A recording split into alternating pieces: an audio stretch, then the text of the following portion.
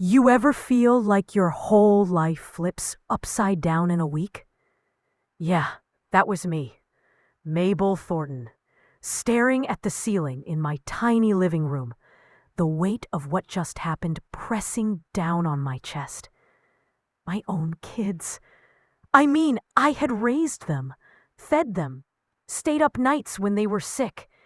And now they were criminals. Real ones. And it all started unraveling when I found out about those little scams they'd been running for years. Small stuff, at first. Nothing that got reported to the cops. But patterns start somewhere, right? Connor and Leela, my youngest and oldest, had this uncanny way of talking folks into things. Promising gold, but giving dirt. At first, I just blamed youthful irresponsibility. But Valerie, that officer who came by, made me see the truth. This wasn't carelessness. It was deliberate, calculated, and I was the one who could finally stop being their unwitting accomplice.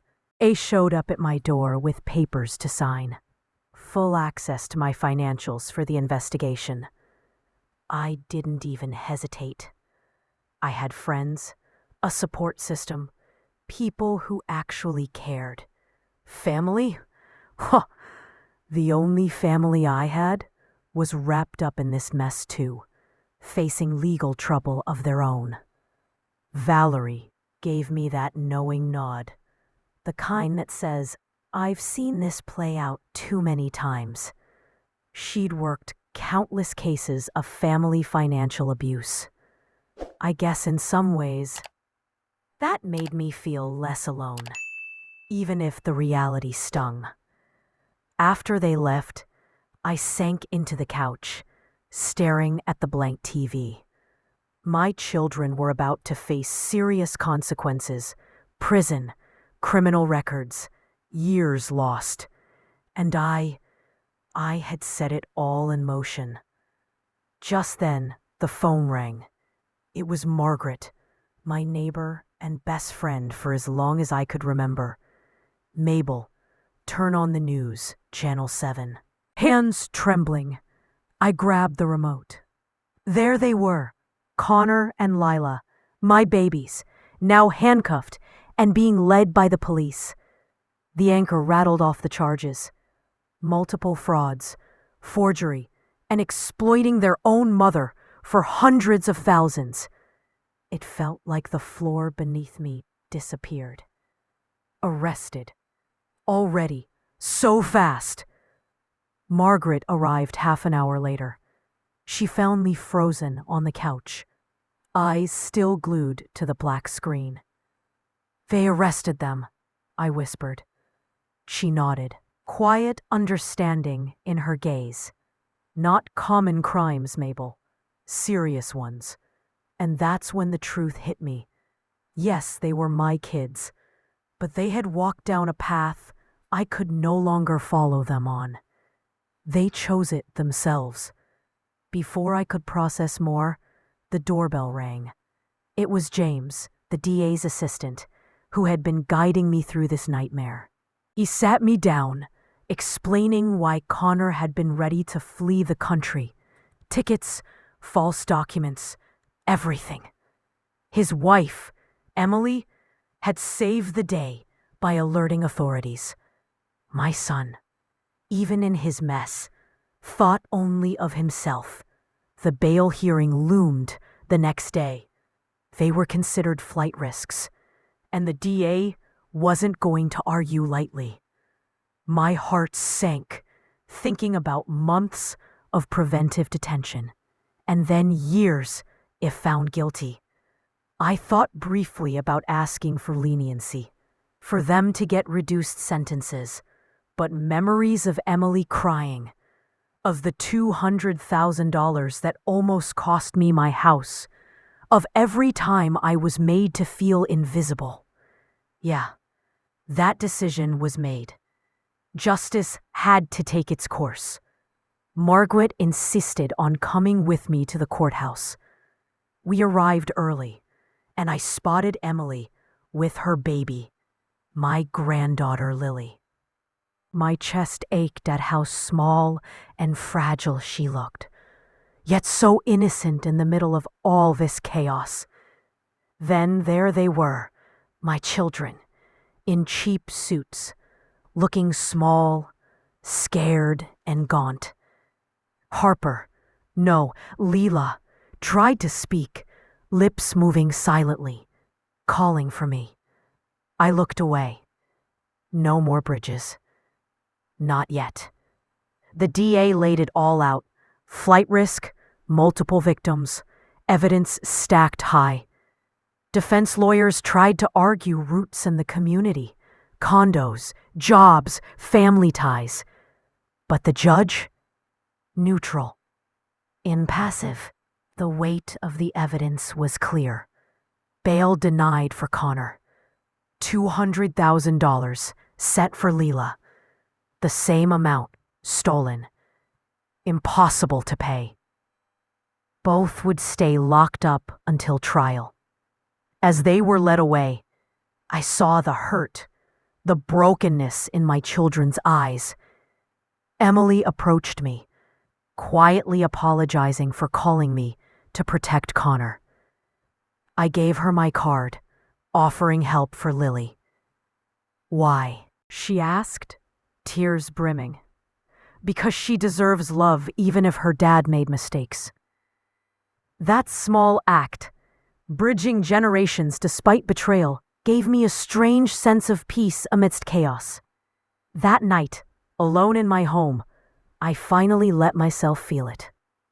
Relief, grief, clarity.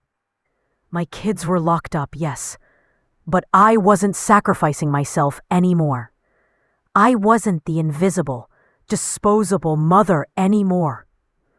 I had chosen me, and for the first time in decades, that choice felt right. 3 months later, as the trial began, I hadn't visited once. I had rebuilt, piece by piece, my life and my boundaries. Evidence stacked up. Witnesses testified. Banks confirmed fraud. A surprise witness, Evelyn Miller, distant cousin of my late husband, spoke of years of abuse, neglect, and manipulation. The courtroom fell silent as her words cut through the tension. My children had made their choices, and that was just the beginning. The path to closure was long, but for the first time, I felt like the protagonist of my own life. Mabel Thornton was no longer defined by her children's betrayals. I was reclaiming my life, one careful, deliberate step at a time. The trial was in full swing, and let me tell you, it was brutal just sitting there, listening to the evidence pile up against Connor and Lila.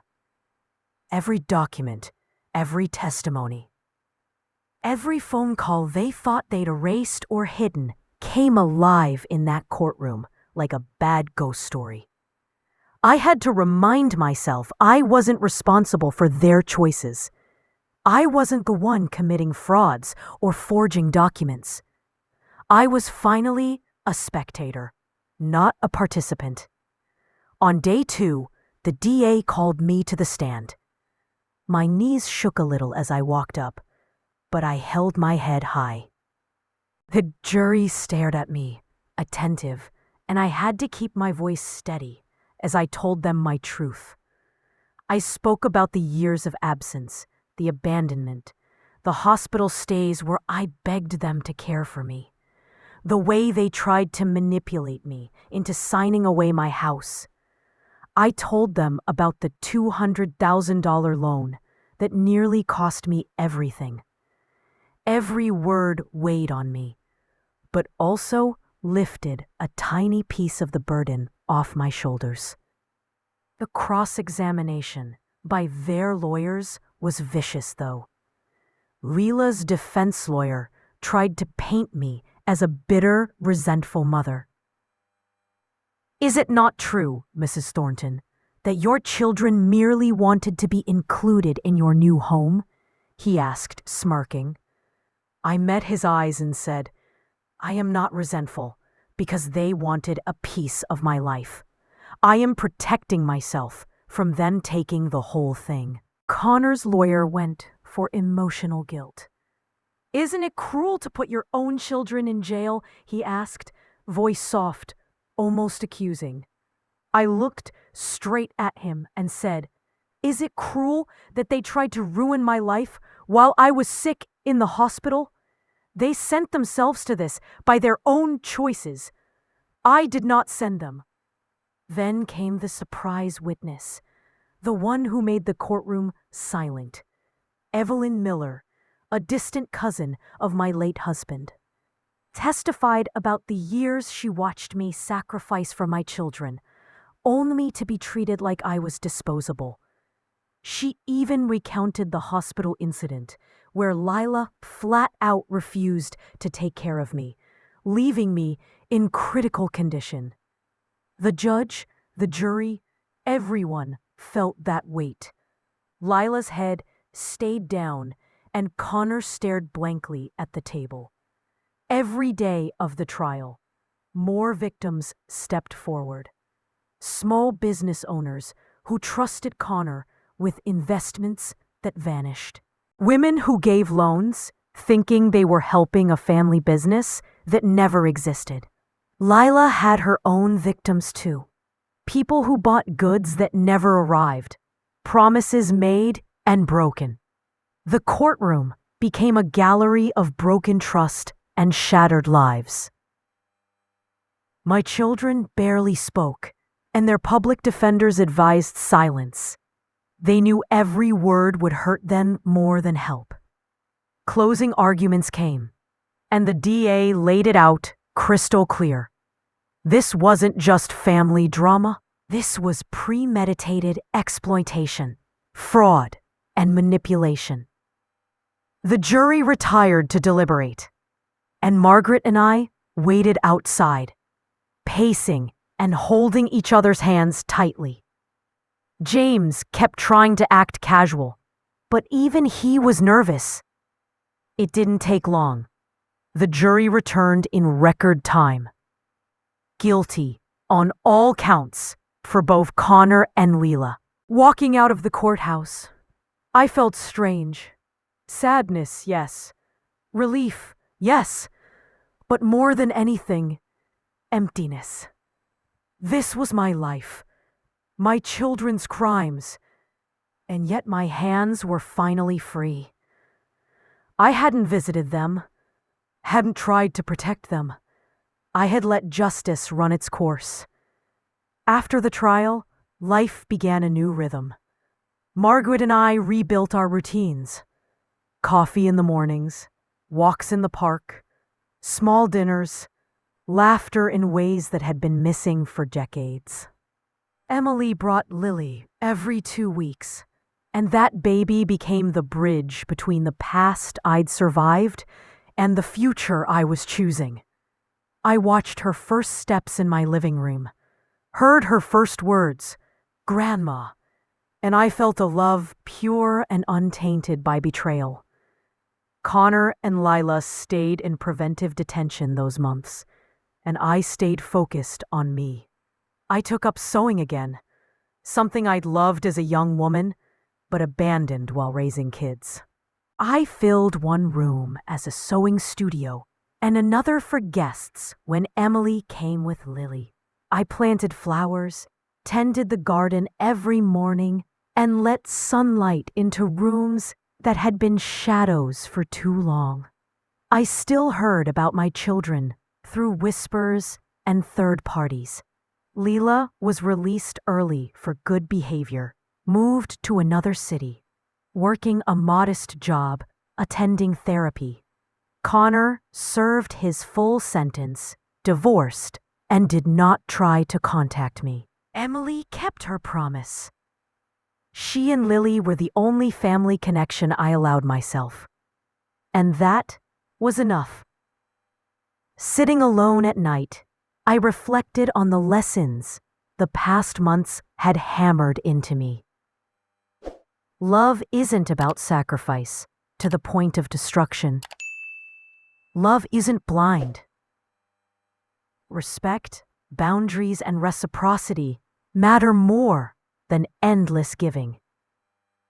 I had spent 67 years thinking that being a mother meant giving everything, but I had finally learned that taking care of myself didn't make me selfish. It made me whole. By the time summer rolled around, the house was filled with life, laughter, and hope. I had my chosen family around me. Margaret, Emily, Lily. Friends who stayed because they wanted to, not because they had to. And as I watched Lily run barefoot in the backyard, laughing, I realized that happiness wasn't about fixing the past. It was about building something real in the present. For the first time in my life, I wasn't defined by my children's mistakes. I was Mabel Thornton, woman of 70, mother of grown kids who had to face consequences, grandmother to an innocent soul, an owner of a life I had claimed for myself. This wasn't just survival. This was thriving. The weeks after the verdict passed in a strange haze. Every morning I woke to the quiet hum of Oakwood Estates, a neighborhood that somehow felt like it had always been waiting for me. Margaret came over early, coffee in hand, and we'd sit on the porch, talking about trivial things, the weather, a neighbor's new dog, a book she had read, while I soaked in the sun. My new house wasn't just a building. It was a statement, a symbol that I had a right to peace, to boundaries, to joy. But even as I tried to settle into this rhythm, there were reminders of the past. Emily called occasionally, softly, checking in on me, updating me about Lily's milestones. One day, she mentioned that Connor had asked about me, in passing to one of his prison counselors. I felt nothing. No anger, no desire. He had had his chance, and he had chosen the path he walked. I had chosen mine. Then came the day of sentencing. I knew it would hurt, but I needed to face it head on. I didn't want Margaret to accompany me this time. I needed the strength to own my emotions alone. The courthouse smelled of polished wood and tension. The room was less crowded than the trial, but the energy was heavier. Connor and Leela looked worse than ever. Prison life had taken its toll. Their arrogance was gone. Their faces were pale, drawn, empty. The judge read through the charges, each sentence echoing in the room. 5 years for Connor, 4 for Leela, restitution to all victims, permanent restraining orders against contacting me. Hearing it all read aloud made my chest ache, but the ache was laced with relief. Justice had finally closed the loop. Connor tried to glance at me, but I looked away. Leela sobbed quietly, saying, "Mom, I'm sorry." My heart didn't break for them this time. Forgiveness wasn't mine to give. Their choices had consequences. Emily was there afterward, quietly observing from the back, Lily clinging to her side. "Mrs. Thornton," she said softly, "I'll take Lily to visit him once a month. Not because he deserves it, but because she has the right to know her father." I nodded. It was wise. Lily's life shouldn't be dictated by her father's mistakes. "Can she visit me too?" Emily asked hesitantly. My chest warmed. "Absolutely," I replied honestly. "She deserves to know her grandmother." Returning home afterward felt surreal. The sun streamed through the windows, highlighting the flowers I had planted. the sewing table, where I had started a new quilt. The little corner where Lily had left a handprint on the wall. Life wasn't perfect, but it was mine. That night, I sat on the porch, watching the stars, a quiet smile spreading across my face. The black folder I had kept, filled with evidence and reminders of my children's deceit, lay empty on my lap. Its purpose was served. I didn't need it anymore. Over the next few months, life settled into a rhythm I had never known. I rediscovered hobbies I had abandoned decades ago. Painting, gardening, sewing. Margaret moved closer, and we became inseparable companions. Our days were filled with small joys, morning walks, coffee, laughter, and sometimes tears as we reminisced about the past. But there was no bitterness, only lessons learned and boundaries set. Emily kept her word about Lily.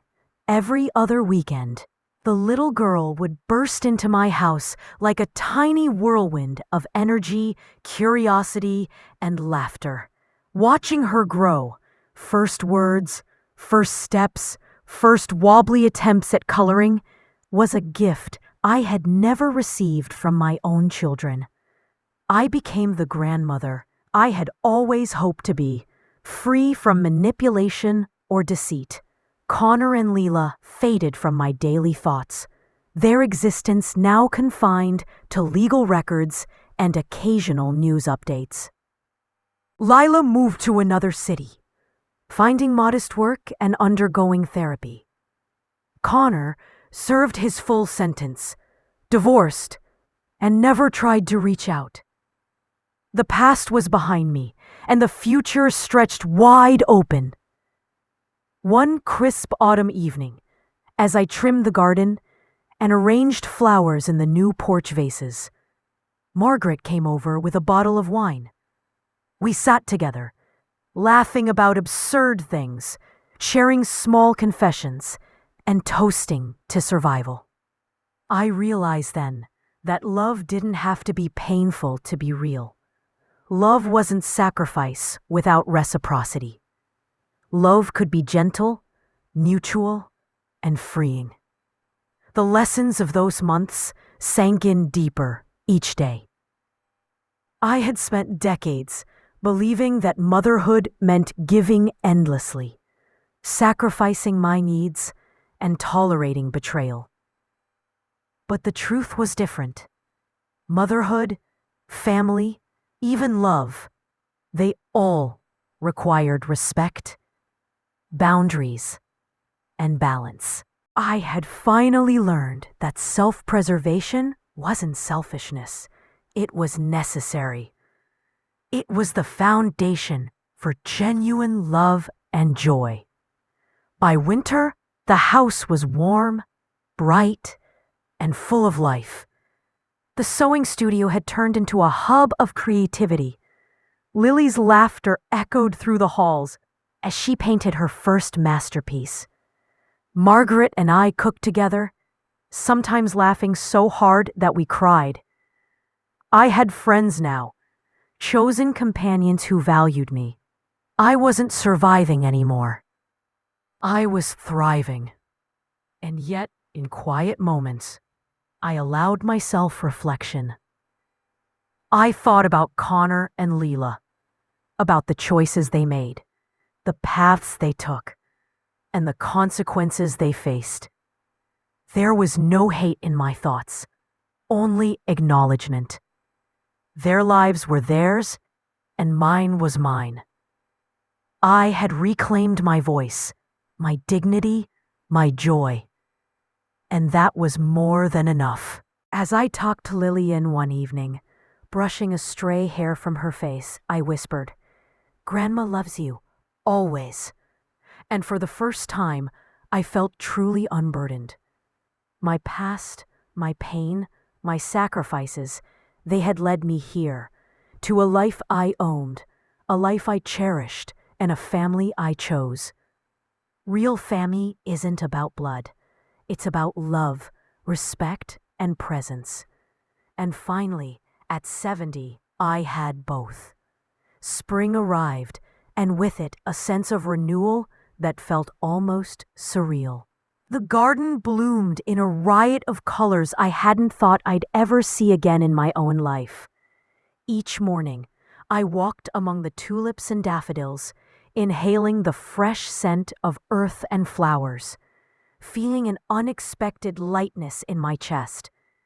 It was strange, almost foreign, to wake up without dread, without the constant weight of worry about the people who had once controlled my life. Margaret had become a fixture in my days, our companionship growing into something that felt more like family than the one I had been born into. We laughed over small things, like a plant that refused to bloom or a recipe gone wrong. We shared quiet moments too, sitting on the porch, sipping tea, and talking about our dreams, our regrets, and everything in between.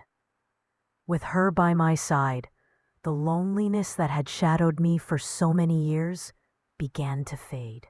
Emily continued to bring Lily every other weekend, and those days became the highlight of my life.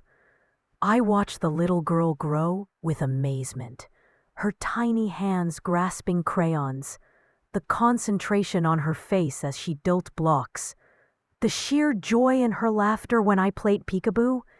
It filled a space I hadn't realized was empty for so long. Each visit reminded me that love could be simple, pure, and unconditional. ... One afternoon, while helping Lily make a birthday card for her mother, I reflected on everything that had happened over the last year. The arrest, the trial, the sentences, the months of uncertainty. It had all been painful, yes, but it had also been transformative. I had gone from living in fear, manipulated and drained by my own children, to a life where I was no longer afraid to set boundaries. I realized that protecting myself didn't make me cold or unloving. It was an act of self-respect and self-love. It made me strong and wise. The courtroom scenes replayed in my mind sometimes, particularly the day of sentencing. I remembered the judge's words, the hollow eyes of Connor and Leela, and the strange emptiness I felt. I had loved them, of course. I had always loved them. But love without accountability had led to destruction. Now I understood that the truest love sometimes meant letting go, letting justice take its course, and allowing consequences to unfold. Weeks later, I received a call from Emily. "Mabel, I've been thinking," she said cautiously. "Lily is asking questions about her father.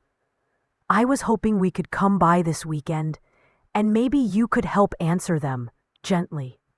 I paused, considering.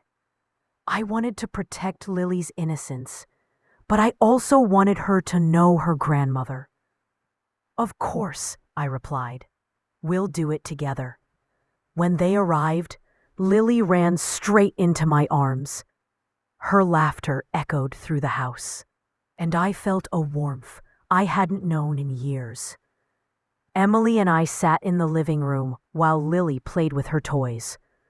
We answered her questions about her father carefully, focusing on honesty without burdening her with adult guilt or anger.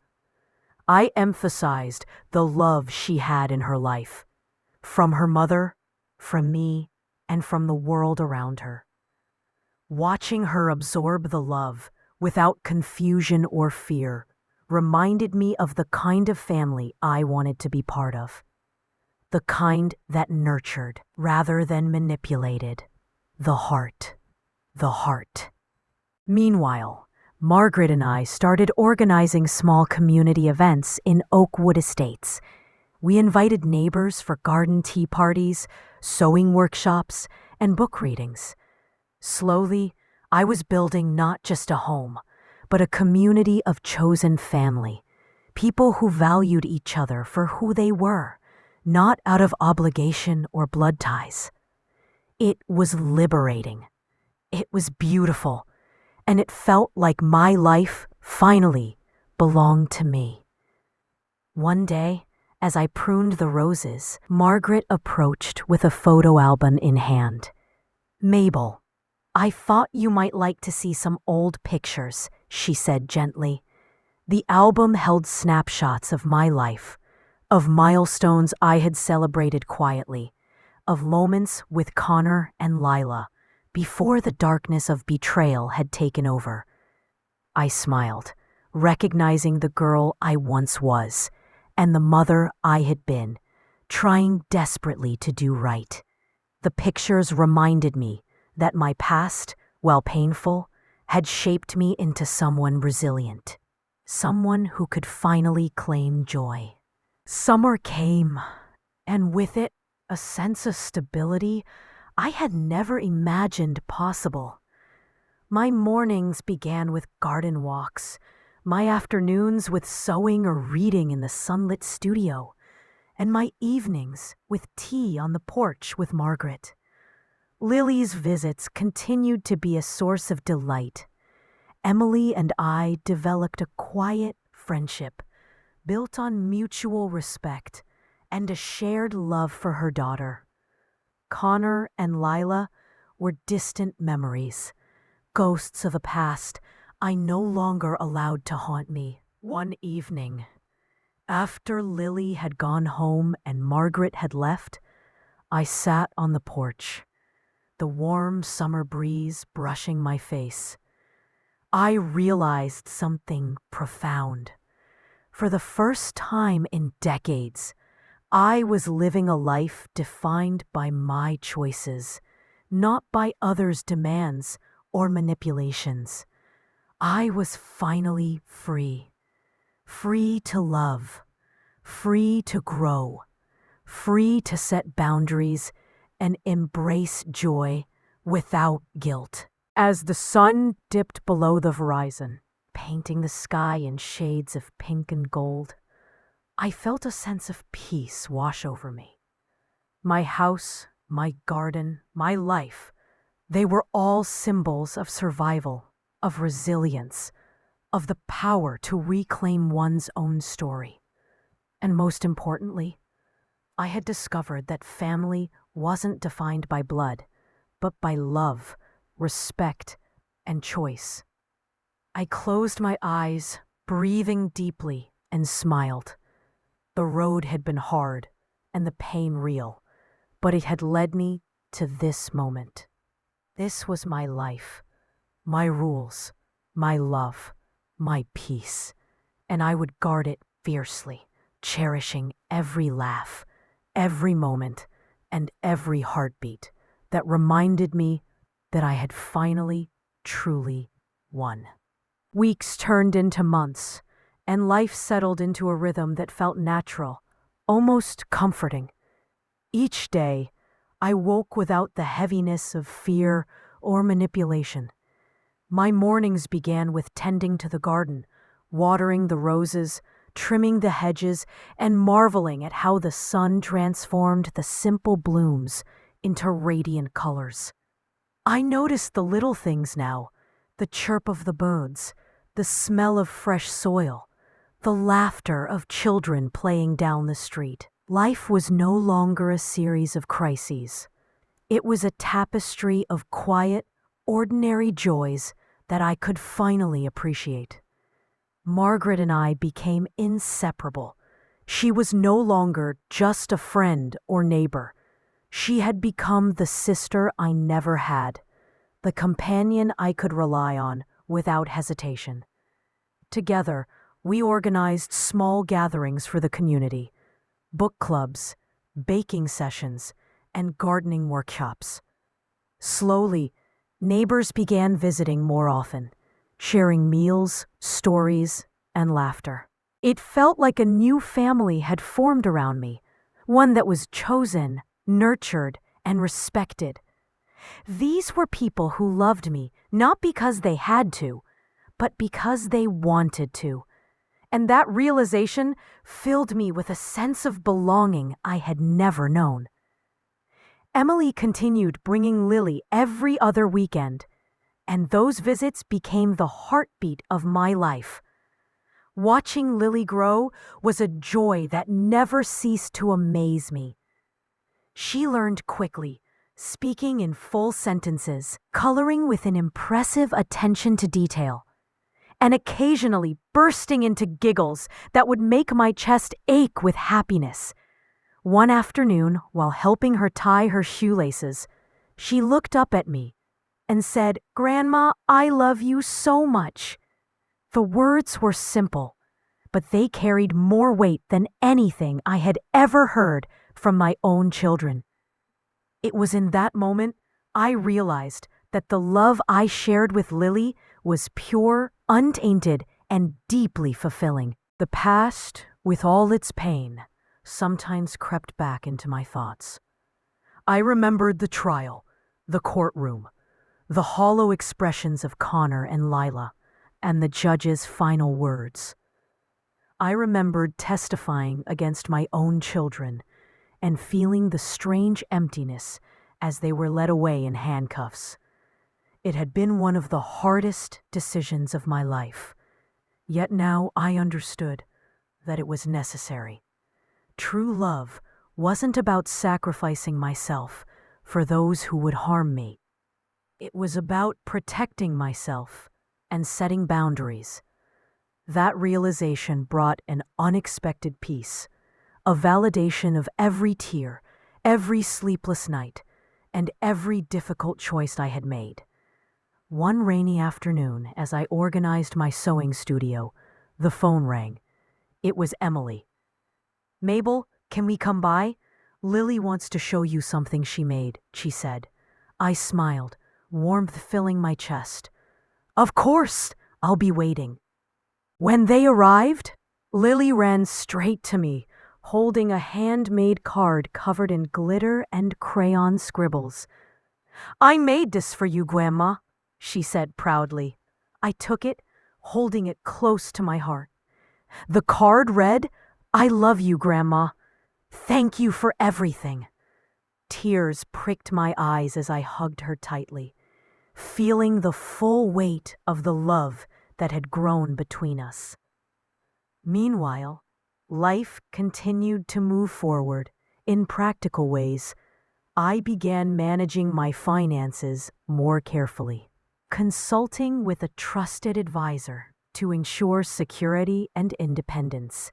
The house, which had once felt empty and overwhelming, became a sanctuary. Each room held a purpose: a sewing studio, a cozy reading nook, and a bright living area where I could host gatherings. My garden thrived, reflecting the care and attention I poured into it.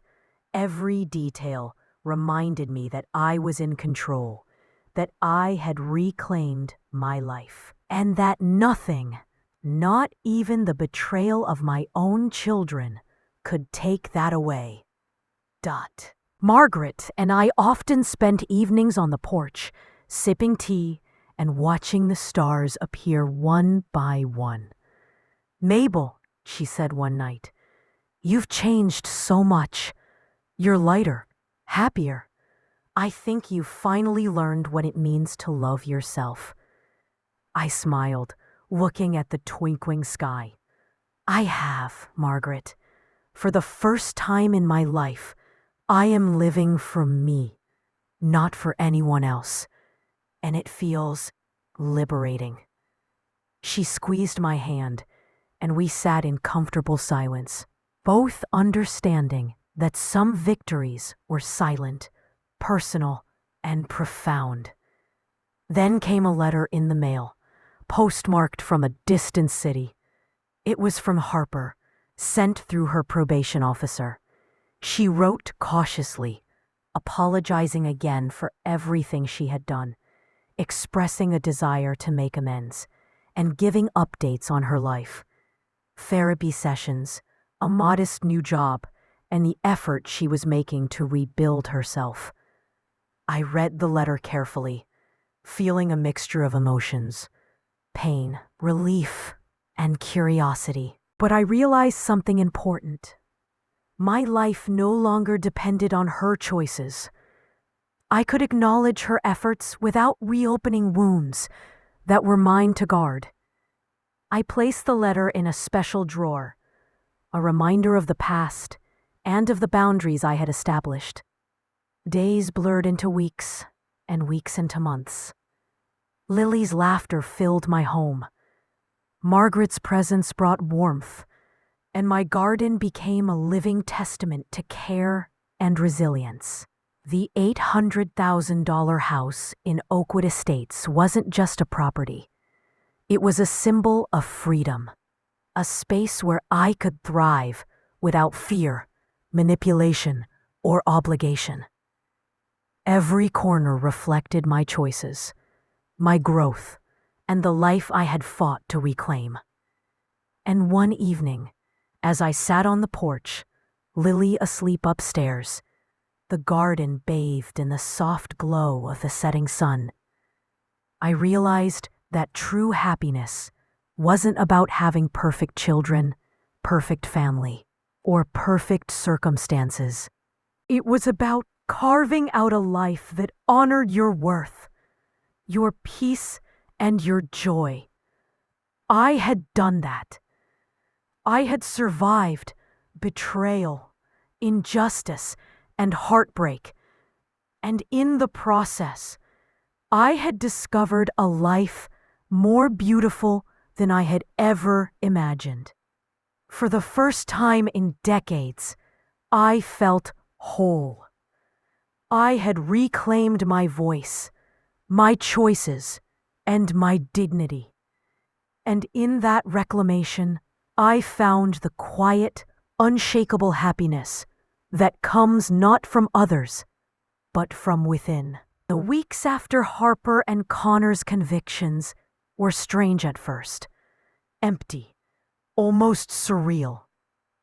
There were no angry calls, no frantic visits, no more schemes trying to pull me back into chaos. The quiet, which had once felt oppressive, now felt like a blessing. I had the freedom to breathe, to think, to simply exist without the weight of fear and manipulation pressing down on me. One afternoon, I received a letter in my mailbox with neat handwriting I didn't recognize at first. It was from Emily, Harper and Connor's former neighbor, who had witnessed some of the manipulations and scams over the years. She wrote about how relieved she was that justice had finally been served, how she wished she could have spoken up sooner, and how proud she was of me for standing my ground. Her words made me smile, a real unguarded smile. It was nice to know that my efforts, my courage, had ripple effects beyond just my life.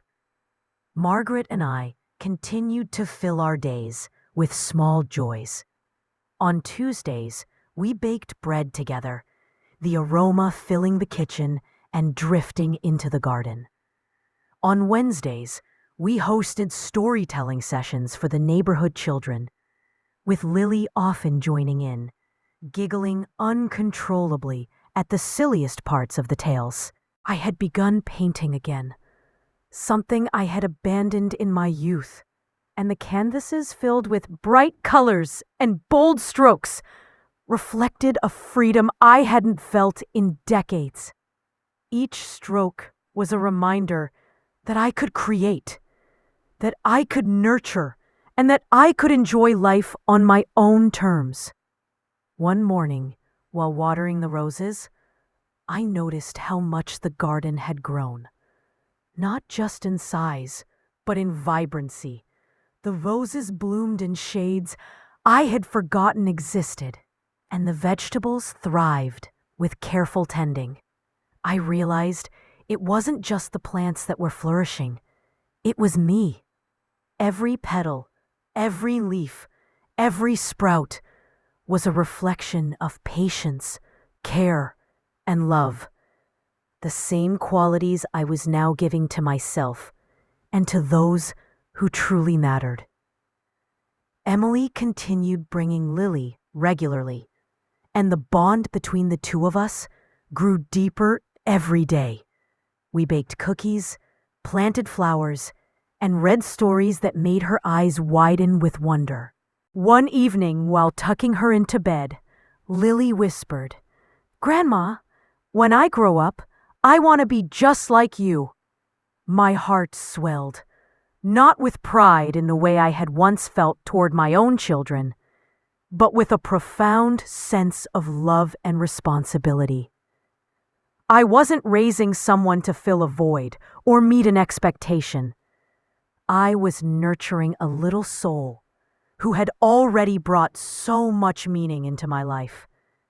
The quiet life I had built also allowed me to confront my own past. I spent hours going through old journals, letters, and photographs. Each memory, some bitter, some sweet, was examined with honesty. I wrote down feelings I had long suppressed, releasing the anger and disappointment that had once consumed me. In those pages, I found a new understanding of myself, the woman who had endured betrayal, manipulation, and abandonment, yet had survived and grown stronger.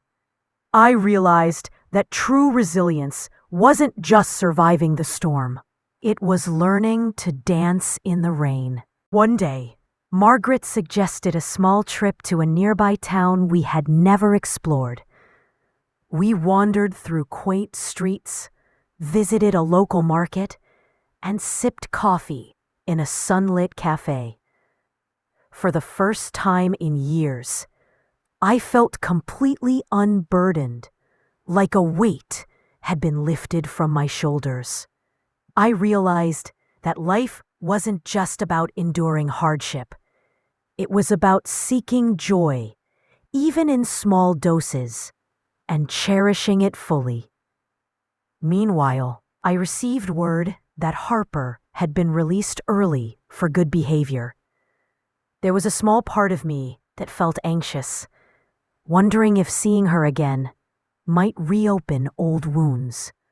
But I also knew that my life was no longer hers to influence. When I heard through mutual contacts that she had moved to a new city, was working a modest job, and attending therapy, I felt a calm acceptance. I didn't need to be part of her journey to know she was taking steps toward her own healing. I had my own life to live, and that life was vibrant, fulfilling, and entirely my own. Caleb, on the other hand, served his full sentence. He never reached out to me, nor did he attempt to contact Lily. Emily had informed me that he had remained isolated and struggled to reintegrate into society, a consequence of the choices he had made. And I didn't mourn the lack of connection. His absence was not a loss. It was a reminder that my life could flourish without toxic ties dragging me down. As the months passed, the $800,000 house became more than a home. It was a sanctuary, a canvas for my new life. Each room held memories of laughter, growth, and small victories. The garden was a testament to care and patience. My sewing studio, once just a hobby, had become a place of creation, reflection, and joy. Margaret and I often joked that we could open a little community center right in my home, hosting activities and welcoming neighbors. But more than that, the house represented the reclaiming of my life, my dignity, and my freedom. One evening, while sipping tea on the porch, I reflected on the journey that had brought me here. betrayal, fear, and heartbreak had once dominated my days. Now, peace, joy, and self-respect filled them. I realized that the most important lessons weren't about controlling others or protecting myself from deceit. They were about embracing my own worth, creating a life that reflected my values, and nurturing relationships that were genuine and reciprocal. And in that moment, as the sky turned shades of pink and gold, I felt a deep, unshakable sense of contentment. I had survived the storm, reclaimed my voice, and found a family that truly loved and respected me. One I had chosen for myself. For the first time in decades, I wasn't merely existing. I was truly living. The weeks following Harper and Connor's convictions brought a rhythm to my days that I hadn't known in decades.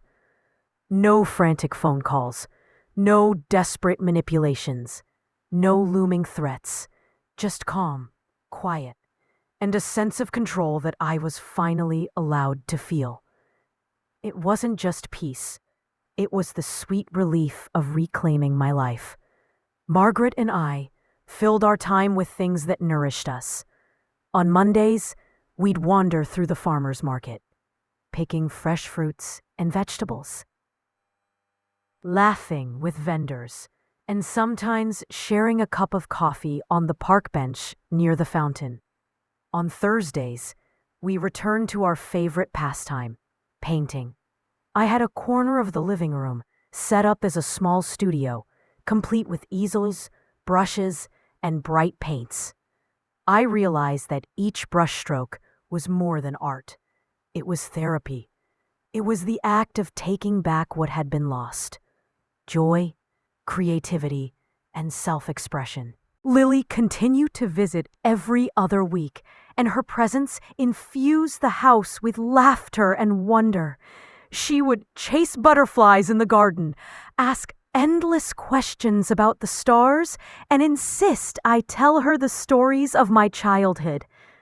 One afternoon, as we planted sunflowers together, she looked up at me with her big brown eyes and said, "Grandma, I want to grow up like you, strong and kind." My chest tightened. Her words weren't just sweet. They were proof that love and care could heal what the past had broken. For the first time, I wasn't worried about giving too much or being taken for granted. I was giving freely, and it felt right. The small joys of life weren't limited to family. I started reconnecting with friends I hadn't seen in years. People who had drifted away as my children's schemes consumed my energy and attention. We shared lunches, movie nights, and long walks where we talked about life, dreams, and the mistakes we'd made along the way. I realized that relationships built on genuine care were far more rewarding than those formed by obligation or blood alone. It was liberating to know that I could choose my family, choose my friends, and nurture only the connections that brought me peace and happiness. One evening, Margaret and I hosted a small gathering for our neighbors. I had cooked a hearty meal, and the garden was lit with string lights, casting a warm glow over everyone. Willie danced barefoot on the grass, giggling, while Margaret and I sat together, sipping wine and enjoying the energy of community. As I watched people I loved, people who had chosen to be in my life, laughing and talking, I realized that I had finally found the family I had always wanted. A family not bound by blood, but by love, respect, and shared experiences. News reached me that Harper had been released early for good behavior. I had mixed feelings. anxious about what seeing her might stir. But I knew that I didn't owe her anything. I heard she had moved to another city, was working steadily, and attending therapy.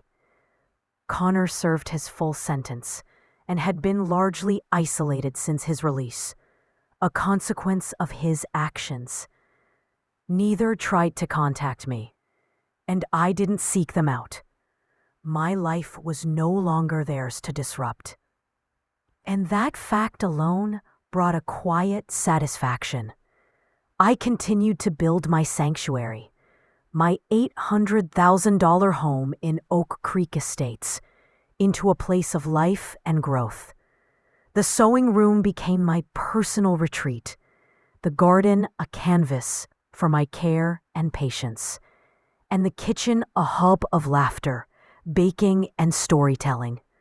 Margaret lived just a few blocks away, and we saw each other nearly every day, sharing meals, stories, and plans. For the first time, I had a life that belonged entirely to me, filled with love I had chosen, not obligations I had endured.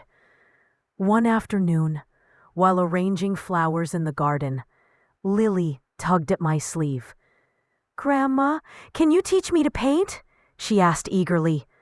I smiled and led her to the studio, handing her brushes and guiding her small hands across the canvas.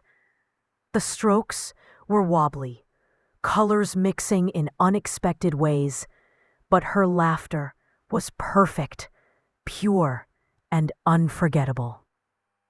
I realized that this was the legacy I wanted to leave, not a life defined by sacrifice or pain, but one defined by joy, resilience, and love freely given.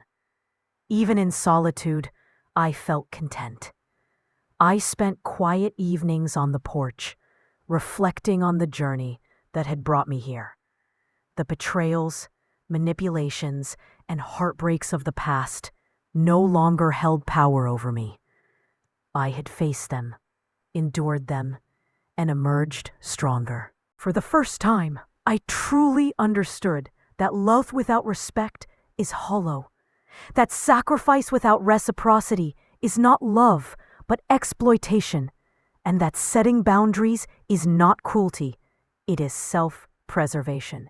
Margaret often remarked that I had become a different woman, calmer yet more resolute, gentler yet firmer. And she was right. I had learned to navigate life on my own terms, to nurture myself as diligently as I nurtured those I cared for, and to embrace joy unapologetically. The fear and uncertainty that had once dominated my life were replaced with hope and confidence. One particularly serene morning, I sat with a cup of tea in hand, watching the sunlight ripple across the garden. Lily's laughter echoed from inside as she painted, and Margaret hummed a tune while tending her own flowers. I realized that this was what I had fought for. Not revenge, not control, but the right to live fully, to love freely, and to exist without compromise. My life, my peace, my family, my choices, they were all mine. And for the first time, I felt an unshakable truth. Happiness is not about what others give you. It is about claiming your own life, protecting your heart, and surrounding yourself with those who genuinely belong there. Months passed, and life settled into a rhythm that I had never imagined possible after the chaos my children had caused. Every morning, I woke up in my Oak Creek home with a sense of calm that felt almost foreign, yet comforting. The house, once a symbol of fear and manipulation, had become a sanctuary. Sunlight streamed through the windows, illuminating the garden I had nurtured with Margaret's help, and laughter, light, unburdened laughter, filled the rooms. Lily continued to visit every 2 weeks, and I reveled in watching her grow. She learned to ride a bicycle in the driveway, and the first time she called me Grandma without prompting, my chest swelled with pride and love. Her innocence, her curiosity, her unfiltered joy reminded me that life could be beautiful, even after pain. I made it my mission to be the grandmother she deserved, a constant, loving presence, free from the shadow of her father's mistakes. Margaret and I maintained our close friendship, and together we explored hobbies and pastimes that had long been abandoned. We attended community art classes, cooked elaborate meals, and hosted small gatherings that reinforced the sense of chosen family I had finally discovered. Our conversations often drifted to the past, but always with the perspective of growth and survival. We laughed, cried, and planned adventures, proving to ourselves that life, even after betrayal, could be full of hope. Word reached me that Harper had begun rebuilding her life quietly in a distant city. Therapy sessions, modest employment, and a conscious effort to stay out of trouble marked her days. I didn't seek contact with her, and she didn't reach out, which was fine. My life no longer depended on their validation or acknowledgement. Connor, on the other hand, had served his full sentence and lived in isolation, paying for his choices with solitude and regret. His absence, once a source of anxiety, had become a relief. My children's wrongdoings could no longer dictate the course of my life. One crisp spring morning, as I pruned the roses in my garden, Lily approached with her small watering can. "Grandma," she said, "I want to make a flower for you." I guided her hands to gently press soil around a young bloom. Her careful attention mirrored the care I had begun to show myself. In that moment, I realized the full extent of my journey. I had learned to protect my heart, nurture what mattered, and release what did not. Life had finally come full circle. Margaret often reminded me how far I had come. "You've reclaimed your life, Mabel," she said one afternoon as we sipped tea in the sunroom. "You've built a home, a sanctuary, and a family that truly belongs to you."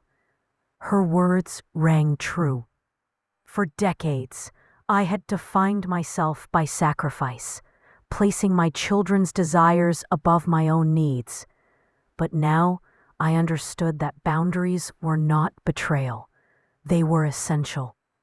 Respect and love had replaced fear and obligation, and for the first time, I felt whole.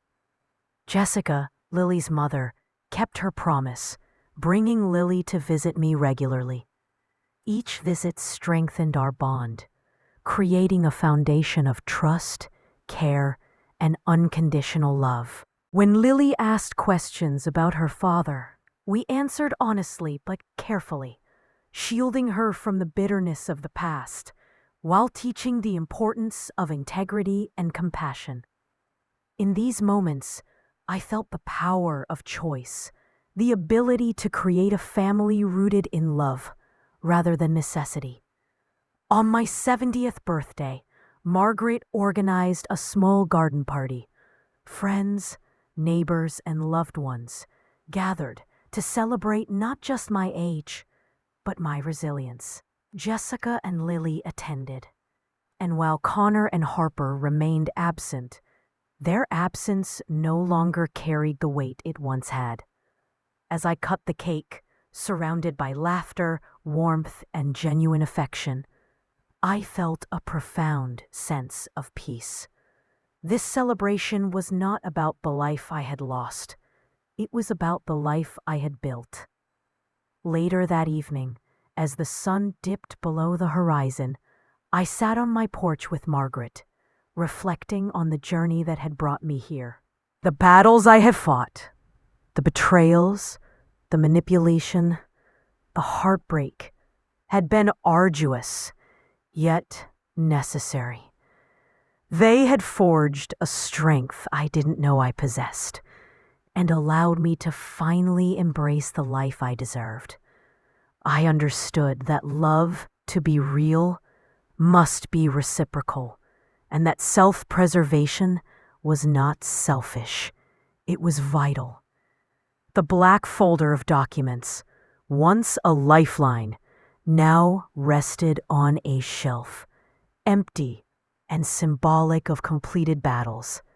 Justice had been served, boundaries respected, and life reclaimed. I had discovered a family that loved me not out of obligation, but choice. A granddaughter whose eyes reflected hope, a friend whose companionship was unwavering, and a home that radiated warmth and safety. And in that serene moment, under the canopy of stars, I realized the ultimate truth. Happiness is not about what others owe you. It is about reclaiming your voice, protecting your heart, and surrounding yourself with those who genuinely care. I had done all of that, and more. I had emerged from the storm not broken, but stronger, wiser, and whole. Mabel Thornton smiled as she watched Lily chase fireflies in the garden, laughter echoing in the night. She had survived. She had reclaimed her life, and she had discovered the family that truly mattered. This was her victory, her peace, her happy ending. For the first time, Mabel was the protagonist of her own story, and she knew she would never let anyone else write it for her again.